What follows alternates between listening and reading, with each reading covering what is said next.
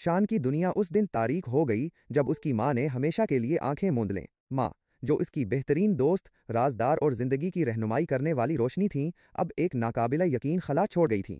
शान के लिए हर चीज़ बेमानी हो गई थी। घर की वो रौनक ख़त्म हो गई थी, वो शफकत भरी आवाज़ खामोश हो गई थी, और वो सहारा गायब हो गया था जिस पर वो हमेशा तकिया करता था। वक्त गुजरता गया लेकिन शान के दिल का बोझ कम न हुआ। दिन उदासी में डूबे रहते और रातें डरावने ख्वाबों की आमाजगाह बन गईं। उसे अक्सर अपनी माँ को मुसीबत में देखना या उनकी जुदाई का दर्दनाक मंजर बार बार दिखाई देता। नींद उसकी आंखों से कोसों दूर भागती और वो थकन और बेचैनी का शिकार रहने लगा। सिर्फ शान ही नहीं, उसके इर्द गिर्द भी कई ऐसे लोग थे जिन्होंने अपने प्यारों को खोया था, और वो भी इसी तरह के नफ्सियाती कर्ब से गुजर रहे थे। किसी को हर वक्त घबराहट महसूस होती थी, किसी का दिल डूबता रहता था, और किसी ने खुद को सबसे काट लिया था। उन्हें लगता था जैसे उनका कोई हिस्सा उनके साथ ही दफन हो गया हो। शान को मालूम था कि उसे उस अंधेरे से खुद ही निकलने का रास्ता तलाश करना होगा। उसके शहर में कोई माहिर नफ्सियात या काउंसलर मौजूद नहीं था जिससे वो मदद ले सकता। इस तन्हाई में उसने कुछ जहनी मशकों का सहारा लिया जिनके बारे में उसने किताबों और ऑनलाइन पढ़ा था। सबसे पहले इसने रोजाना की याददाश्त नवीसी, जर्नलिंग शुरू की। हर रात सोने से पहले वो अपनी माँ के साथ गुजारी हुई यादों, अपने जज्बात और उस दिन के तजुर्बात को एक डायरी में लिखता था। ये अमल इसे अपने अंदर के दर्द को अल्फाज देने और कुछ सुकून महसूस करने में मदद करता था। कभी वो अपनी माँ को खत लिखता, उनसे बातें करता और अपने दिल की कैफियत बयान करता।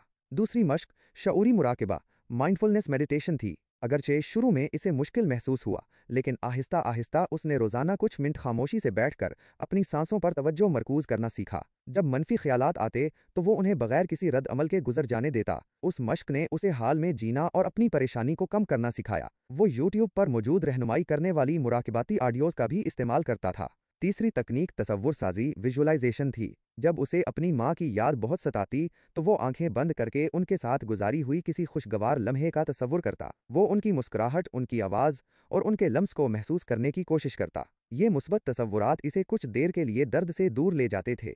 इसके अलावा शान ने मुस्बत इस्बात, पॉजिटिव एफर्मेशंस का इस्तेमाल शुरू किया। वो हर सुबह और रात अपने आप से कहता कि वो मजबूत है, वो उस दुख का मुकाबला कर सकता है और वक्त के साथ सब ठीक हो जाएगा। अगरचे शुरू में ये अल्फाज बेमानी लगते थे, लेकिन बार बार दोहराने से इसके अंदर एक उम्मीद की किरण पैदा हुई। शान ने शुक्रगुजारी की मश्क, ग्रेटिट्यूड प्रैक्टिस भी शुरू की।